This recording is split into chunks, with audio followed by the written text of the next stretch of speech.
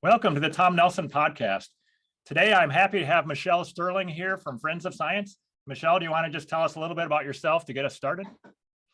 Sure. Thanks very much, Tom, and hi to everybody. I'm the communications manager for Friends of Science Society. I started working with them about a decade ago. And at the time they said, we just need somebody to do a little bit of help with press releases and, getting us a bit higher profile. And they'd been operating already for about 10 years. And I'm sort of a media generalist, I guess you could say. I started off in television advertising, and then I moved into television documentaries. Then I did some agency work over the years. Then I lived overseas for a while, and I was involved with marketing communications for various companies. And then I came back to Canada, and I was actually helping my elderly mother at the time, living with her. And a former broadcast colleague of mine in Edmonton, who's a member of Friends of Science, said, gee, this group has got such great information, but they just don't seem to be able to get into the news. Maybe you could help them.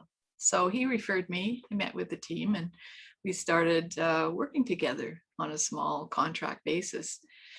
So, they really hadn't done any advertising except for the annual events. And we have now 19 annual events. They're all on our website, friendsofscience.org. And so what their theory had been was to bring a qualified speaker to town, have an event, try and get media coverage for it. And that's how they wanted to spread the word that the founders of Friends of Science, did not agree with the Kyoto Protocol. And for those who are younger, you might not know, the Kyoto Protocol was kind of like the Paris Agreement of today. It's a forerunner to that. So I thought, okay, that's easy. I'll just, start putting some of my media generalist skills to work, and we'll get them some press. So off the bat, we did start getting some press. We started sending out press releases and getting things picked up here and there. So that was a success. And then the first year, maybe I should backtrack a bit. Friends of Science was founded by a group of retired and semi-retired professional geoscientists, professional engineers, solar and atmospheric scientists, and a handful of business people. And really they looked at the Kyoto Protocol and said, wow, this is not economic. It's in fact dangerous to society. And the climate science doesn't really hold up if you examine it. So that's why they started Friends of Science. And they thought surely rational thinking and reason would prevail if they could just issue a few simple briefs or reports. And if they brought in these qualified speakers, people would see, oh, here's a real scientist telling me these facts and perspectives. And, they'd have a more reasoned view of climate change. Of course, that never happened. So anyway, I got on the scene, and we started getting a bit of press, and we brought Donna Laframboise that year to speak. And she had done a book called The Delinquent Teenager, which is really about the IPCC. And she and a number of citizens had reviewed the IPCC's work and found it was fraught with errors of the most egregious kind. For someone claiming, well, this is the climate Bible and these are the world's best scientists, she found that World Wild Fund and Greenpeace legends were really part of writing these reports, very influential in the whole IPCC process. She found that they were citing Greenpeace press releases as part of the supposed scientific review. And anyway, Donna Laframboise was the first time that we had a more sort of plain language speaker. And her presentation was very, very popular. It's still on our website if you'd like to see it. So just go to our website, friendsofscience.org, and then look under past events, which is on one of our drop-down menus, and go back to 2012. So after her presentation, I guess, one of the things that I kept asking the team was like, how come there's always this 97% consensus cited? And how come all these studies keep coming up with 97% consensus? Like, how can that be? Like I worked in advertising for a while, so I know how powerful that social proof is. And you see it every day, if you see people suddenly wearing Tom's shoes or Uggs or a certain kind of jeans or, drinking a certain coffee, if everyone's doing that, well, everyone gets on board because we have this herd mentality. So it's a very powerful driver. And so early on, one of the things that we did is a report called 97% consensus. No, global warming math myths, math myths and social proofs. So, that's, I guess, where I started being helpful to the team, because I also could put things in plain language, because I'm not a scientist. You're not speaking with a scientist right now, but I am, I think, fairly cognizant of various advertising techniques that are being applied in the climate science world, sociology techniques, psychology techniques, and so I guess that's where I'm helpful. So Okay. that's me. All right. And you guys have had some billboards, right? Yes. Yeah. Okay. Those have been pretty effective, I think. Yeah. Well, it's interesting because after we did our report on the consensus, we decided that we'd run some ads. So we ran a few ads in papers, and the response was really vehement. Like, the ad said, the sun is the main driver of climate change, not you and not CO2. And then in the corner, it had a little 97% consensus. There's no 97% consensus. They're fooling you. Wow, social media, which at the time wasn't very hot, it really blew up. So one media group decided that they didn't want to work with us, and they gave us all the money back for our print ads. But we thought, well, what should we do now? So we thought, well, we'll put up a billboard. And initially we only had money for one billboard, but we put it up and it sparked a response. So I think about a year later, we got a bit more money together, and we're a very small organization. This is what's really funny.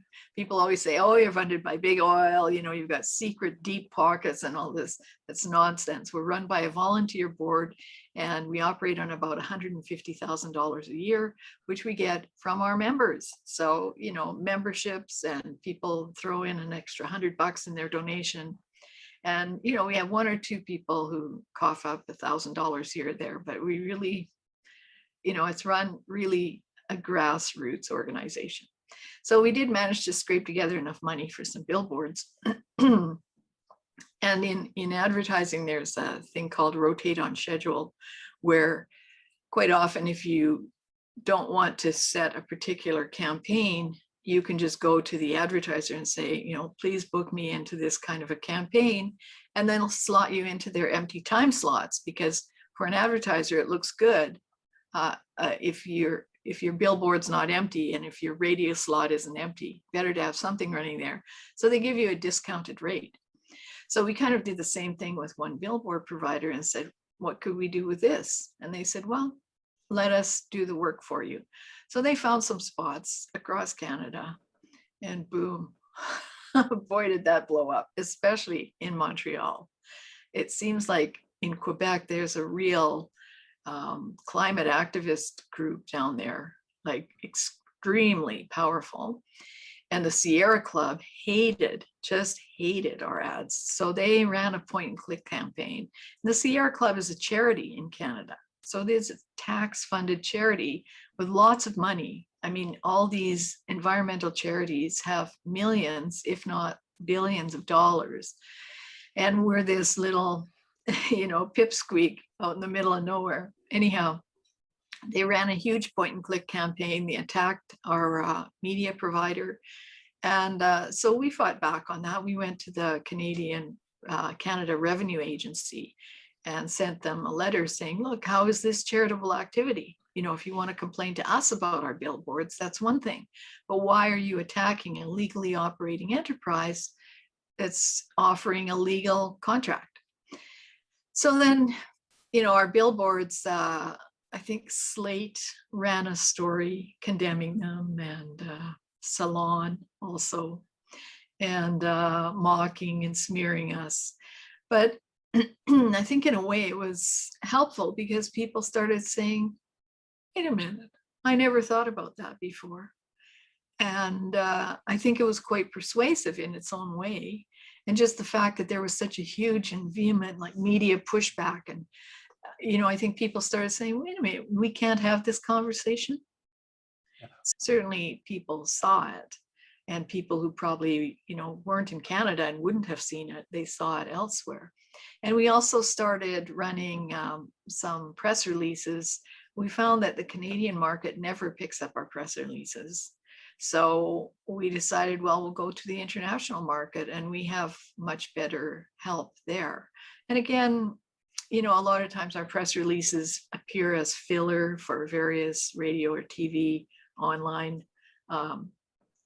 material, but you know, we really don't care. We're so small, we can't kind of go out there and track it. We don't have enough to run a, you know, a multi-million-dollar ad campaign, but we know we're reaching some people, and we're trying to open the debate. That's really what we're doing.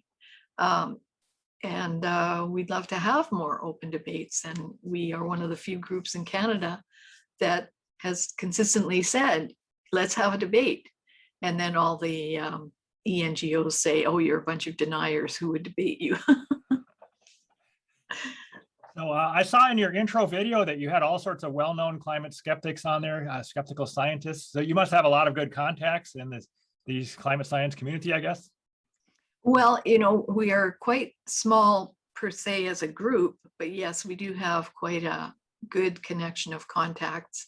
And, you know, some of those have come from our various speakers over the years, like Dr. Plimer, Dr. Christie, Dr. Spencer, Dr. Shaviv, Dr. Soon, Dr. Crockford, Dr. Sally Belliunas, our first scientific advisor, Dr. Tim Patterson, Dr. Ian Clark, who was featured in the documentary, The Climate Catastrophe Cancelled. And Dr. Ball, of course, the late Dr. Ball, sadly, he's passed on, but, you know, all these people who had a realist view. I don't even like to say skeptical. I prefer to say realist, you know, because no one's skeptical that climate changes. But people who are realists look at the long-term period of climate change being 4.5 billion years on Earth. And they say, wow, you know, it changed so radically in the past naturally. How can we claim that the recent warming of the past 150 years or so is catastrophic and only human caused, when there's this huge body of evidence that shows that's a ridiculous assumption? And I think also the climate realist community, most of them also look at the economics of what's being proposed. And, you know, it makes no sense. You're not going to stop climate change by putting up wind and solar farms. And B, they're very destructive to the environment and rely 100% on oil. And C, as we're seeing now in Europe, if you don't have oil, gas, and coal and nuclear and hydro for modern society, you don't have a modern society. So what is the real alternative? You know, and really, when you look behind the scenes, it's the carbon trading, cap and trade community. That's where, you know, the push is from for the climate catastrophe. So it 100% relies on CO2 being the satanic gas, as Dr. Kandikar likes to call it. Excellent. Okay. Did you want to talk about Clintel and your videos? I'd love to hear about both of those things, how your video got 750,000 views. Sure. Yeah. Well, Clintel, first of all, maybe people are not aware of Clintel. It's a group of scientists and scholars. They're based out of Holland, but it's an international group. And I happened to attend the Porto Climate Conference in 2018 in Porto, Portugal. And that's really where Clintel, kind of the glue was put together. So there were over 100 scientists presenting at that conference. And I met a lot of the Clintel people there. And just a note, I don't travel a lot. So I have a very small carbon footprint. So that was probably the most important trip I ever made in my life. So I met a lot of the people there, met Marcel, I met Benoit Riteau, I met Christopher Essex, who's also a Canadian, but he lives on the other side of Canada. So, you know, I would never have met some of these people otherwise. And from that Porto conference, Clintel was formally organized and started acquiring more signatories. So now there's about more than 1,400 people who have signed the Clintel World Climate Declaration that there's no climate emergency. So the Porto conference happened in the fall of 2018. And in the fall of 2019, of course, Greta was at the UN making her famous "How dare you" speech. And at the same time, Clintel sent a registered letter to the UN with 500 signatories, and they sent out a press release. So we picked up their press release, and I thought, well, let's just send this out through our channels because they probably don't have a distribution network. So we did that, and I expected, you know, maybe 2, 5, maybe 10 media outlets might pick up the story. No one picked it up. And I sent it to more than 500. So I was furious, actually. So I thought, you know what? We don't have a huge following on YouTube, but whatever following we have, I'm going to take this thing and I'll just read it to them. And then people will know. And they'll also know that the media is suppressing this information. So I read it, and you know, Clintel was quite grateful. You know, we have an informal arrangement working together now, but at that time we had no particular arrangement, and they were grateful that we did it, and away it went. So we don't have bots or robots running any of our social media. It's all done by our volunteers. And so suddenly we started getting a lot of phone calls and emails from people asking, you know, where is this World Climate Declaration? And then we got a call from BBC, and they wanted to interview me about the video. And we're like, what? Why is that? So we looked, and all of a sudden the numbers had jumped up to like 300,000. And we were like, how did that happen? So it was really taking off on Facebook and on social media. I guess people were just sharing it. We weren't doing anything, you know, occasional postings here and there, but we weren't doing anything to cross promote it. And Clintel was very small at the time as well. So, and most of the scientists there are not on social media, so they weren't cross promoting it in any big way either. So obviously the public really wanted to know whether there was a conflicting or contrarian view on climate change. And it really took off. It got to 700,000 views, and Facebook started shadow banning it. So, you know, every time you try to post it now on Facebook, boom, up comes a warning, you know, that your site will be, you might be deplatformed, that this is climate misinformation, and don't you dare, how dare you try to post this? So, yeah, that really took off, and we were really surprised. So from that, we got quite a few more followers on YouTube, because people were interested. Hey, these people have a different perspective. They have other insights.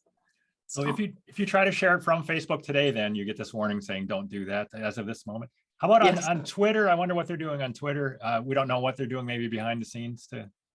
Well, it seems that you can still share it on Twitter. Yeah. And it seems that you can still embed it or post it in other blog posts, and quite a few different people around the world have done that.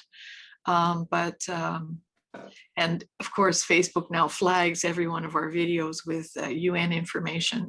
but I did a video about the UN information that they flag, and all of the information in the UN commentary is either false or distorted. So you can see that on our YouTube page or on our blog. We also have the PowerPoint posted there, so people can go through and see the links. Interesting. I do think that I, for example, can tweet out a link to that video, but Twitter doesn't have to show it to anybody, right? I don't know who's actually seeing that tweet. Yeah. Okay. Yeah, we don't really do a lot of like back-end analytics or anything. I suppose if we had more people, that would be great, somebody to do that, but we don't have the people for that. So we just do what we can and hope the public will do what they can.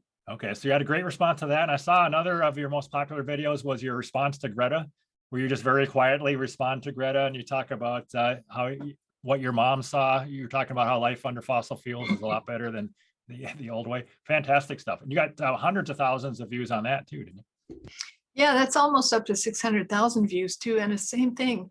I think we did that in the winter of 2019, maybe 2020. Anyway, it's called A Letter to Greta.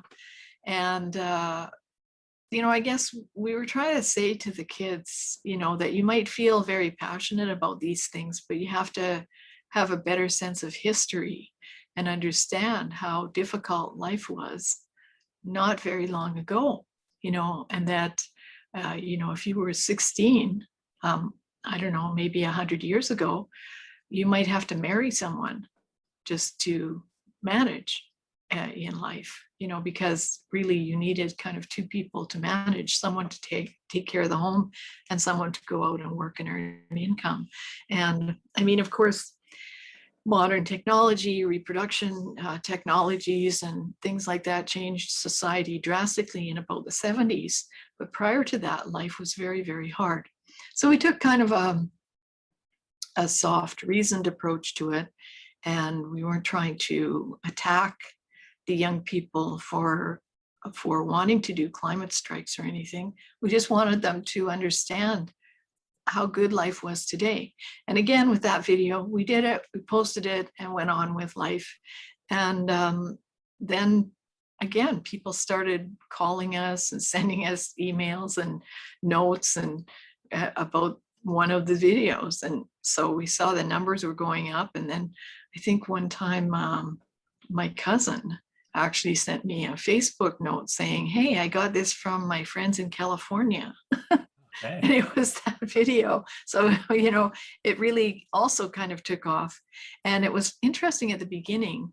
At the beginning, they had likes and dislikes at that time on Facebook or YouTube. Now they've taken the dislikes away. But at that time, for a period of about 3 months, I think that likes and dislikes were kind of running neck and neck. It would be 43,000 likes, 42,000 dislikes, 44,000 dislikes, 5 likes. So it was really going like this for a few weeks. And then boom, it just took off all by itself. Again, we looked at it a few months later and like, what? How many views does it have? So, and a lot of people liked it, because a lot of people who are grown-ups, working taxpayers, they know that this is the truth, that life was very, very hard not very long ago.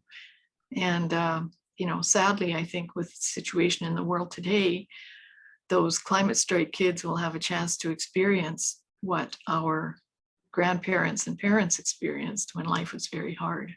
So, and that's could be a hard winter coming thanks, up. Yeah. Largely thanks to these terrible climate policies. Yeah, Michael Schellenberger, I had some good stuff, I think, in the last 24 hours talking about how the climate alarmism is a big reason why people might be going, maybe not going hungry, but they're living in cold houses, et cetera, in Europe this year, as the rubber's hitting the road right now, as a lot of people are saying out there. Yeah, no, I'm pretty sure that people will also go hungry. We had Dr. Benny Pizer speak to our group in 2013. At that time, there were already thousands of people suffering from heat or eat poverty in Europe, in the UK in particular. And a lot of pensioners were dying every year from heat or eat poverty. And there have been reports in the past. I think the Spectator ran an article on heat or eat poverty, that 3,000 elderly people were dying prematurely every year in the UK due to climate policies. So that will be much worse this year. And food will be a factor because food is processed with energy. Food is kept cold or warm with energy, and energy prices are skyrocketing. So people will suffer, and I think a lot of people will die. And certainly in the world, the UN is forecasting that 345 million people face famine in developing nations because of the food, the fertilizer crisis, the conflict in Ukraine and Russia, of course, is amplifying that because the wheat can't get out of port there. And a lot of these developing nations import 100% of their wheat. So you can imagine what this will do to these nations. I mean, millions of people will probably starve to death. So in North America, we probably will escape some of that in terms of actual famine, but we won't escape higher prices and heat or eat poverty. And in the UK and Germany, I think that small businesses will be completely wiped out. Germany will probably be deindustrialized because all these big factories, you know, it's an industrialized nation. They all rely on natural gas for the heat processes. So if you don't have sufficient natural gas to run your factory, you have to shut it down. Do you see a lot of people in Canada that are really all in on this thing that Canada's too warm and it would be global cooling would be great for Canada? Do you see a lot of people who believe that?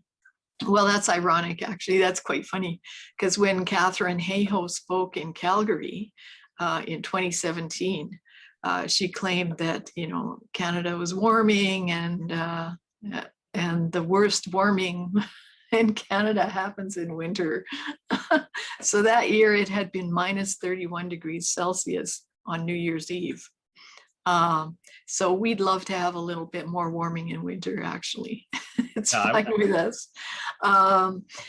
There's quite an activist community in Canada, largely because of these environmental groups that have been funded by the big green philanthropies, most of which are out of the States. So we've had the Oak Foundation, most of the members of the Climate Works Foundation, and you can see the work of Matthew Nisbet online. I think is the one I'm referring to is Strategic Philanthropy in the Post-Cap and Trade era. And he's with Northwest University. So he's not related to big oil in any way. He's not related to us in any way. But you can see that these big philanthropies, Bloomberg, the Hewlett Foundation, the Moore Foundation, you know, they've been throwing millions of dollars at environmental issues. They've been promoting EVs, they've been promoting climate catastrophe, they've been paying tons of money to all these small or large environmental groups, which in turn have, you know, capitalized on that because most of them are charities. So for instance, the David Suzuki Foundation, you know, people in Canada watch David Suzuki on CBC for 40 years, the nature of things. You know, he was out in the woods with his very melatonin voice, you know, pointing out how the duck lives and how this butterfly flies from here to there and that little bird. And, you know, so people are very Suzukified in Canada. That's what I like to call it. So yeah, there's a very strong element in Canadian society and Canadian academia that is totally on board with the climate catastrophe thinking.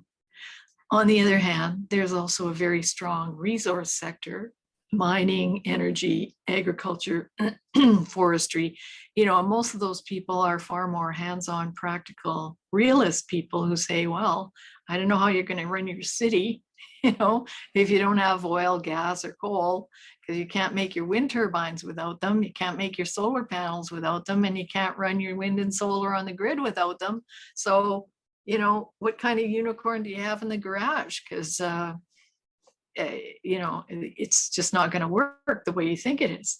Unfortunately, a lot of these climate activists have graduated from the big environmental groups into government. So Stephen Guilbeault would be the biggest example. He's our environment minister. Jonathan Wilkinson used to work with clean energy companies. He's now the natural resources minister. Karina Gold, I think, used to be an activist. She really hates the Alberta oil sands. She's a minister in government. And of course, Catherine McKenna, who was a minister in government and is now with the UN on greenwashing, her husband, what's his name? Scott Gilmore. He won a $734,000 prize from the Skoll Foundation, and Jeff Skoll is the producer of Al Gore's Inconvenient Truth. So, there's quite a strong network of people. And again, I'm not ascribing anything illegal to any of these people. I'm just saying that there's this extremely powerful network of people and money and agenda-driven climate thinking that's been affecting Canadian climate and energy policies for years. And one more thing, more recently in Alberta, we did what's called the Alberta Inquiry. And this was a 2 or 3 year long study that was a forensic audit of the money that went from offshore and foreign countries to these environmental groups attacking Alberta and the oil sands. And, millions of dollars have flowed into Canada. Specifically, I think it's only 54 million that went into Alberta and against the oil sands, but millions and billions have flowed into other parts of the country, including, say, in 2005, the Sierra Club in Ontario, which was under Elizabeth May, who's the Green Party icon, I guess, in Canada. They received about $250,000 US from the Oak Foundation of Switzerland, and the mandate was to get greenhouse gas emissions defined as a pollutant in Canada. That's the source of our carbon tax.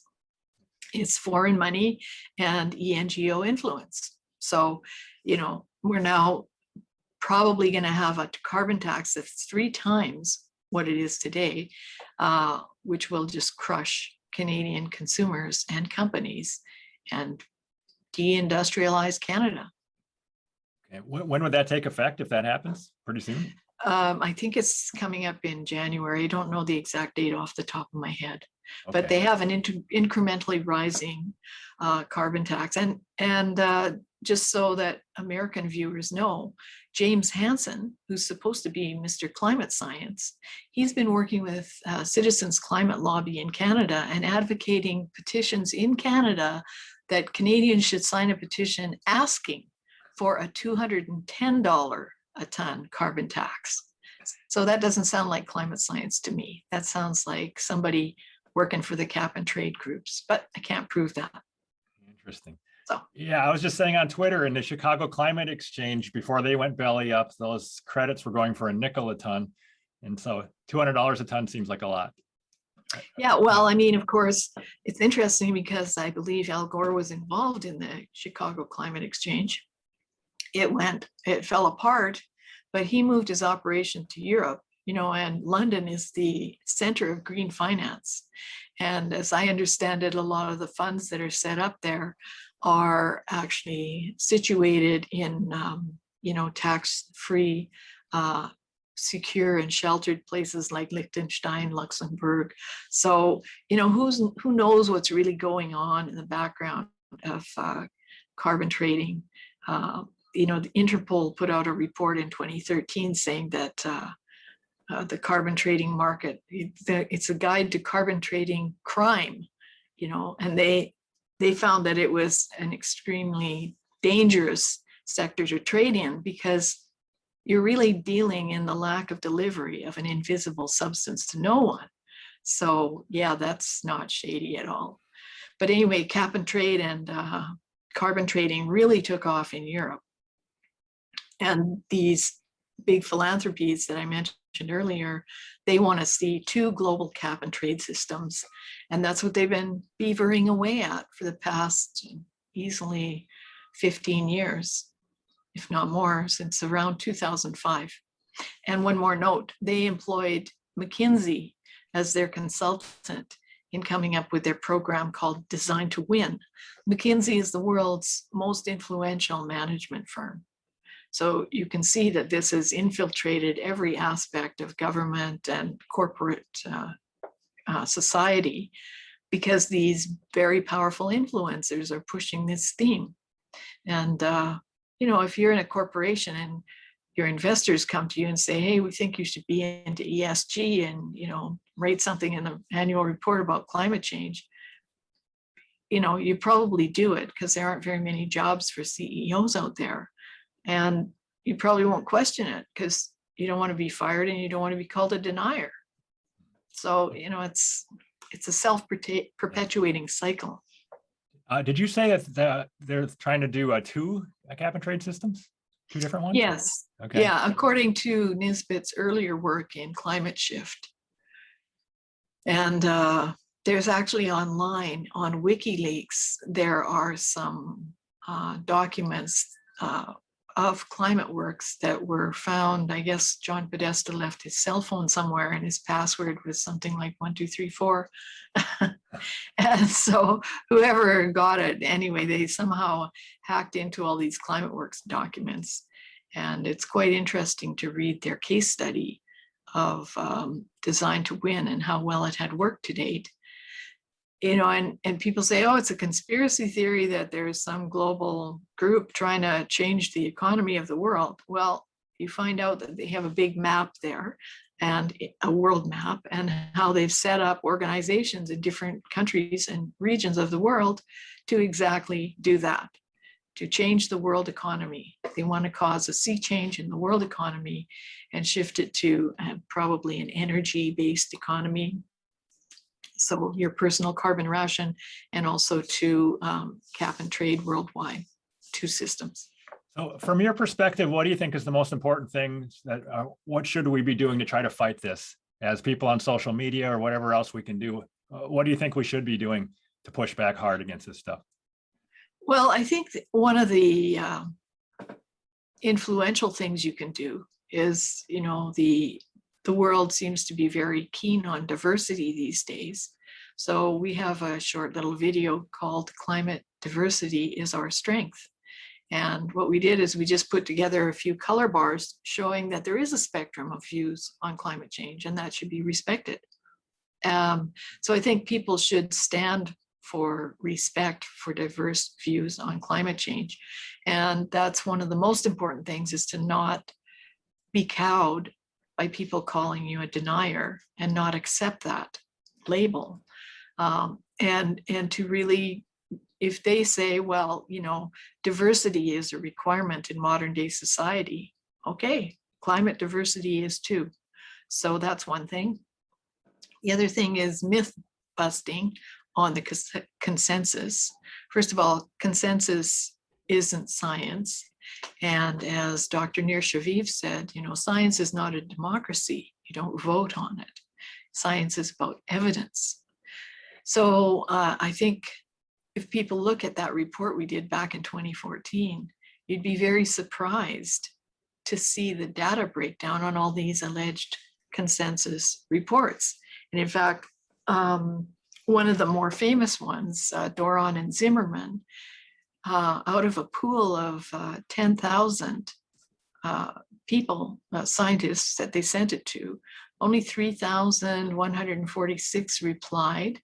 Of those, they selected 77 and 79 who claimed to be climate scientists, and they asked 2 opinion questions. So these had no empirical data in them. They were 2 opinion questions. Things like, do you think it's been warmer? Are humans significantly contributing? Well, so of those, something like 75 responded, 75, 76. Anyway, that's how they got their 96% consensus. But if you read Margaret Kendall Zimmerman's original master's thesis, which is what this survey was based on. She, to her credit, included all kinds of emails that she got from participants saying, what kind of a survey is this? Okay. You know, and there's at least 36 comments that she got back saying, look, you know, the sun drives climate.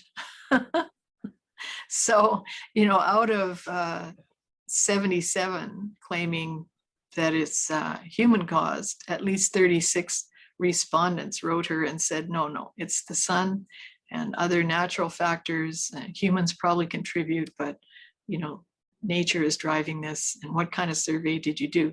And one more thing on her survey, at the end of it, she actually wrote the statement that, you know, having reviewed all the comments from both sides, I'm actually more neutral on the subject than I was when I began. So, you know, this is the author of a consensus study saying, when you look at the evidence from both sides, you have to say, hey, you know, maybe it's not an emergency and really maybe we have nothing to worry about. Okay, that is great stuff that I had never heard that. And it's on your website, right? I can find this, the details. Yeah. So I'll put this stuff in the show notes. This is all really good stuff. And I need to read up on this myself, because I did not know that those comments came back saying whatever, the 36 comments. That's totally news to me. Yeah. Yeah. We have a paper on our website that I wrote a few years ago called Infiltration. And in it, I put all of those comments. So people can find it quite easily. Great. What else did we fail to cover here? People often say that the sun does not cause climate change. And I was just rereading Professor Verenholt's book, Fritz Verenholt out of Germany. He's one of the ambassadors for Clintel. And his book is called The Neglected Sun. Now, he's quite an interesting character. He's kind of a Renaissance man of today, because he wrote a book many years ago, I think it was in the 70s, and he's a chemical engineer by profession, but his concern then was that there was not enough regulatory review and control of potentially serious chemical issues in the industrialized society.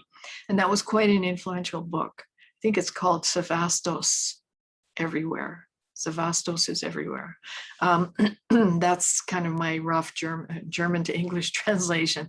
But he also then worked with RWE, which is a big energy producer in Germany. He became very high up in management. He was instrumental in implementing some of the wind farms. There's apparently a solar farm in Germany named after him. But along the way, he realized that the wind farm was not performing as it should, and they were planning to build another one.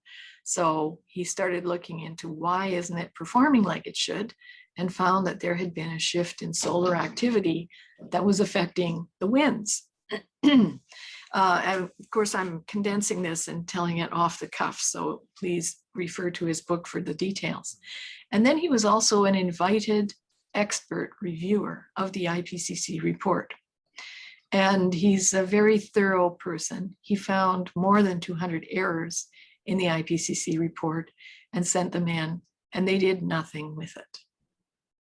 So, you know, this is not some run-of-the-mill kind of ordinary person or an obscure scientist. This was an industrial leader in Germany, scientist, a professor, an environmentalist, and the IPCC, who asked him to be an expert reviewer, disregarded his corrections. That's when he started saying, wait a minute, there's something terribly wrong here.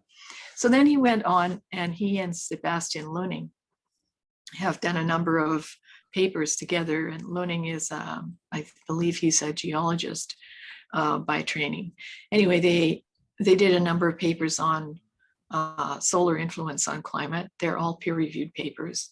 And he also did kind of a history review in the intro of his book, explaining how many influences we find from the sun and how many peer-reviewed papers there are on this that are ignored by the mainstream press, by the IPCC, and by anyone who, wants to trade in carbon trading, right? Because the neglected son completely blows the whole climate catastrophe thing out the door. So anyway, people should read that and see that the things that Clintel is presenting to the public make perfect scientific sense, and they make perfect economic sense. And it's important that we have a look at these other points of view, these dissenting views, because these are rational dissenting views on climate change. And they're people who are concerned for society. They're concerned for our children, for our children's mental health. You can't keep telling kids that the world's going to end supposedly in 12 years when they're 8 years old or 12 years old. Then they see that there's just a vast abyss that lies before them. They have no hope. So it's no wonder that we have a mass depression of children, youth, teenagers, university students, many of whom feel there's no future and no reason to go on, when that's simply not true. It's criminal what's been done to our children. But anyway, that's enough of that rant. Sorry. Very, very good stuff. Yeah, I think it's straight up evil, telling kids that they have no future. It's absolutely evil.